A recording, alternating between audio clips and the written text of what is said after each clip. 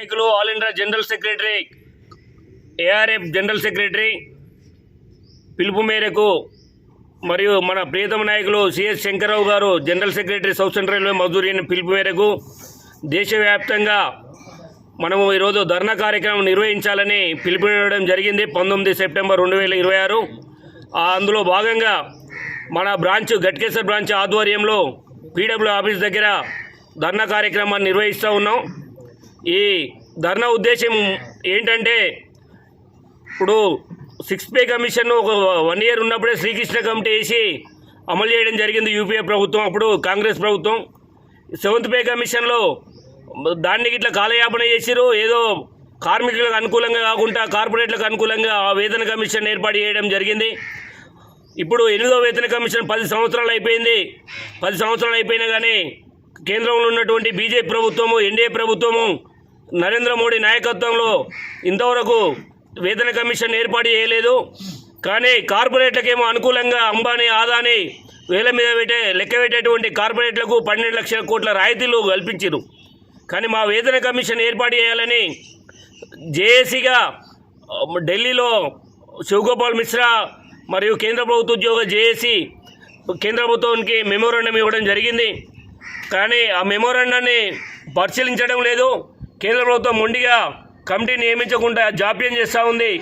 ఆ జాప్యానికి నిరసనగా మేము భవిష్యత్తులో పెద్ద పోరాటాలు చేస్తాము. ఇప్పుడు ధర్నా కార్యక్రమం మొదటగా ధర్నా చేస్తున్నాము.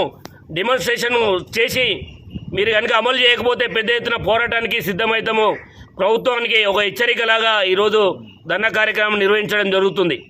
కావున కామ్రేడ్స్, ఈరోజు మన మీద అనేక రైల్వేలో చాలా బండ్లు పెరిగినాయి, రద్దీ బాగా పెరిగింది. కానీ పోస్టులను కానీ భర్తీ చేయట్లేదు. ట్రైన్ల రద్దీకి అనుకూలంగా పోస్టులను భర్తీ చేయాలని, రైల్వే ప్రైవేటీకరణ నిర్మూలించాలని, రైల్వేలో కార్పొరేట్ శక్తులను వద్దని, రైల్వే భూములను కానీ ఇప్పుడు రైల్వేలో సికింద్రాబాదు, లాలాగూడలో ఉన్నటువంటి భూములను ప్రైవేట్ వాళ్ళకి లీజుకి ఇవ్వడం జరిగింది. అదేవిధంగా అవుట్సోర్సింగ్ పేరుతోటి మొత్తం 5 లక్షల మంది రైల్వేలో పనిచేస్తూ ఉన్నారు. ఒక్కొక్కటి మెల్లమెల్లగా అన్ని ప్రైవేట్ రంగానికి అప్పగిస్తూ, అవుట్సోర్సింగ్కి అప్పగిస్తూ పని చేపిస్తూ ఉన్నారు. కానీ ఈ కేంద్ర ప్రభుత్వము మొండి వైఖరి నశించాలి. కేంద్ర ప్రభుత్వం వెంటనే 8వ వేతన కమిషన్ ఏర్పాటు చేయాలి. ఈ ధరలకు అనుకూలంగా ఆక్స్ఫర్డ్ ఫార్ములా ప్రకారము ఇప్పుడున్నటువంటి ధరలకు అనుకూలంగా జీఎస్టీ ట్యాక్స్లకు అనుకూలంగా వేతన కమిషన్ను కార్మికులకు ఉపాధి కల్పించే విధంగా ఏర్పాటు చేయాలని ప్రధానంగా డిమాండ్ చేస్తూ ఉన్నాం.